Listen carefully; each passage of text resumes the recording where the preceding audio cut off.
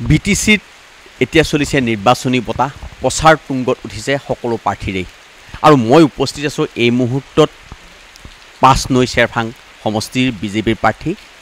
দীপক মোৰৰ বাসগৃহত আৰু দীপক মোৰৰ বাসগৃহত এইদৰে আচলতে এক লানি নিচিগা সোঁত বুলি ক'ব ৰাতিপুৱাৰ পৰাই প্ৰতিকূল বতৰকো নেওচি এইদৰে এইসকল সমৰ্থক আহিছে দীপক মোৰৰ ঘৰলৈ আৰু এটা কথা ক'ব লাগিব যে বিগত 5টা বছৰত দীপক মোৰে তেওঁ এই সমষ্টিটোত প্ৰতিনিধিত্ব কৰিছিলে আৰু বিজেপিৰেই তেওঁ বিজেপিৰ হৈ বিজয়ী হৈছিলে তাৰপিছত ইয়াতে বহুখিনি কাম কৰিছিলে এই সমষ্টিত আৰু কাম কৰাৰ পিছত এইসকল লোকক আচলতে দীপক মোৰৰ প্ৰতি আকৰ্ষিত হৈছে বা দীপক মোৰক তেওঁলোকে সমৰ্থন জনাইছে আৰু সমৰ্থন জনাই এইদৰে আচলতে এইসকল লোক ওলাই আহিছে 5 নৈ চেৰফাঙৰ পৰা মোৰ লগত এই মুহূৰ্তত দীপক মোৰ আছে দীপক মোৰৰ পৰা মই পোনে পোনে জানিবলৈ চেষ্টা কৰিম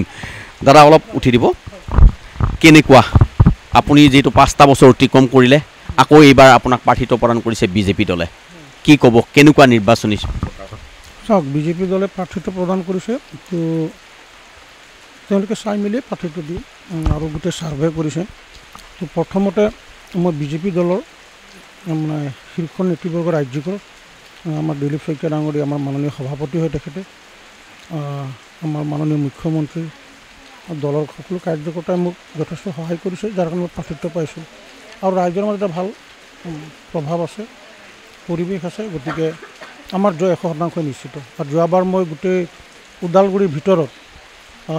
বিজেপিৰ প্ৰাৰ্থী হিচাপে মই সকলোতকৈ মই বেছি ভোট পাই মানে মাৰ্জিনত মই জয়ী হৈছিলোঁ তো এইবাৰো মই ভাবোঁ যে এটা ভাল ফলাফল হ'ব যোৱাবাৰতকৈ ভাল হ'ব এইবাৰ বিজয়ী হৈ আপুনি কোনটো যে 5 নৈ চেৰফাং সমষ্টিত আপুনি কোনটো কামক বেছি প্ৰাধান্য দিব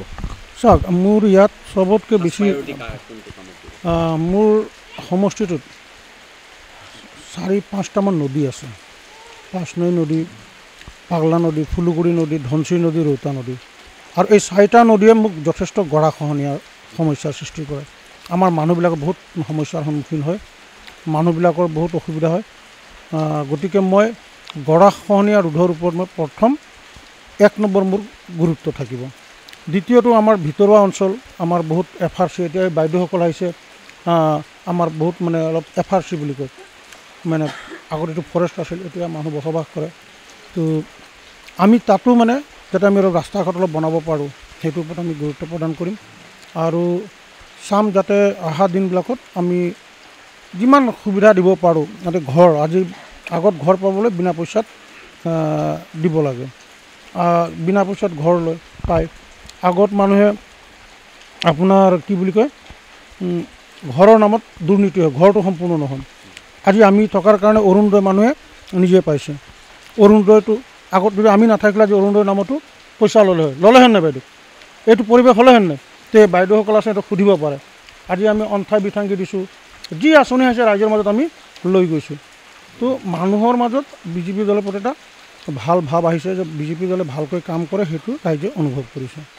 এইবাৰ আপোনাৰ প্ৰতিদ্বন্দ্বী কোন মইতো আজিৰ তাৰিখত যিটো পৰিৱেশ দেখিছোঁ এতিয়া 2 নম্বৰত কোন আহিব মই নিজে ঠিক কৰিব পৰা নাই মই ভাবিছিলোঁ মাজত BPF আহিব মই মাজত ভাবিছিলোঁ UPPL আহিব তো এতিয়াতো দেখা পাইছোঁ যে কেতিয়াবা এনেকুৱা লাগে যে UPPL প্ৰাৰ্থীজন 2 নম্বৰত আহিব নেকি কেতিয়াবা লাগে BPF জন 2 নম্বৰত আহিব নেকি কেতিয়াবা দেখা পাওঁ যে ৰাজু ঢাকালো 2 নম্বৰত আহিব নেকি নিৰ্দলীয় প্ৰাৰ্থী গতিকে আৰু দুদিনমান গ'লেহে আমি স্পষ্ট হ'ব পাৰিম কিন্তু যাৰ লগতে প্ৰতিদ্বন্দ্বিতাটো ঠিক তেনেকুৱা নহ'ব কিন্তু 2 নম্বৰত যোন আহিব তাৰ পৰা আমাৰ অলপ ডিফাৰেঞ্চটো বেছি থাকিব মুখ্যমন্ত্ৰী কেতিয়া আহিব আপোনাৰ সমষ্টি প্ৰচাৰ কৰিবলৈ মুখ্যমন্ত্ৰী আমাৰ 20 ছেপ্টেম্বৰত আহিব দিনৰ 1-1:30 বজাত আমাৰ মাজত আহিব আৰু সেইদিনাখন আমাৰ নিৰ্বাচনৰ শেষ দিন থাকিব আৰু চাগৈ তেওঁ সেইটো শেষ নিৰ্বাচনী সভা হ'ব বাইদেউ দীপক মোৰ জিকিব আপোনালোকে যে এই অৰুণোদয় পাইছে পইচা পাতি দিব লগা হৈছে নেকি নাই পোৱা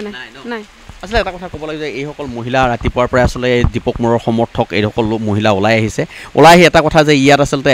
নিকাভাৱে শুদ্ধভাৱে আচলতে অৰুণোদয়ৰ পৰা আৰম্ভ কৰি মুখ্যমন্ত্ৰীৰ যিবিলাক মহিলা সবলীকৰণৰ যি আঁচনি আছিলে সেই আঁচনিসমূহ তেওঁলোকে লাভান্বিত হৈছে আৰু সেয়ে আচলতে এইসকল লোকে দীপক মোৰক পুনৰবাৰ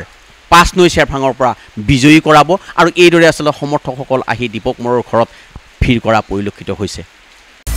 আপুনি বিচৰা বাতৰি পাব কেৱল নিউজ 18 এপত নিউজ 18 এপ ডাউনলোড কৰিবলৈ স্ক্যান কৰক এই QR কোড গুগল প্লে ষ্টৰতো পাব এই নিউজ 18 এপ